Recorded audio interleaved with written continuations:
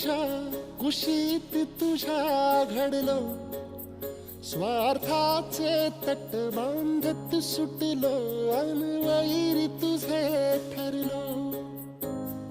चालवुनी वैराचे नांगर नासवली माती, छिन्न तुझ्या देहाची ही चाळण उरली आता हाती. आम्ही